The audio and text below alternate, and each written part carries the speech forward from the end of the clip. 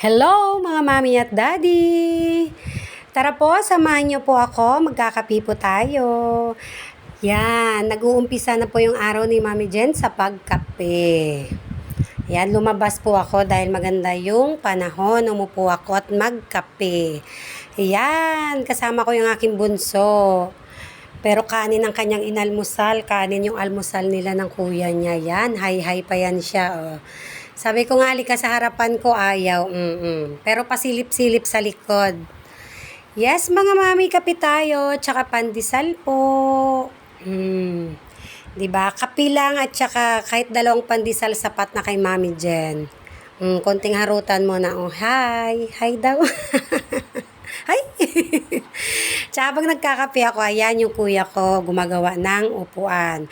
Pagkatapos kape ni Mami Jen, punta na po ako ng Talipapa para bumili ng ulam. Lakad lang para exercise kasi malapit lang naman. Diyan lang sa kanto. At ang binili ni Mami Jen nyo, nilagang baboy. Yes, nilagang baboy yung binili ni Mami Jen. Mais lang at saka Bagyo Petchay ba yan? At saka beans lang yung sahog ni Mami Jen. Kalahating kilong baboy lang, sapat na. Pagdating sa bahay, nilapag muna ni Mami Jen dahil maglilinis si Mami Jen. Yan yung bahay namin nung hindi ko pa nalinisan. O, diba? Dahil Sabado ngayon, general cleaning. Ayan. Nung matapos na ni Mami Jen linis at saka nakapag floor wax na yung Mami Jen nyo, ayan na, diba?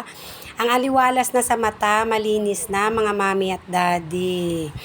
O, diba? At pagkatapos ni Mami Jen linis, mag-uumpisa na po tayo luto, mga mami at daddy. Ayan.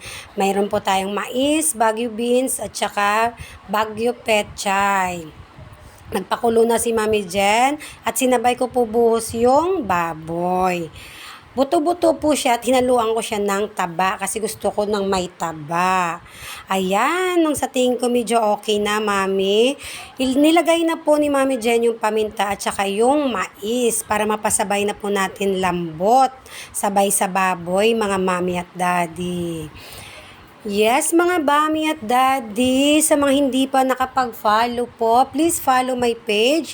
Please like and share na rin po para patuloy po natin mapanood yung mga upload ko po sa araw-araw na ganap ng aking buhay. At saka sa simpleng luto ni Mami Jen. Ayan, tinimplahan na ni Mami Jen ng asin at saka pearl cubes.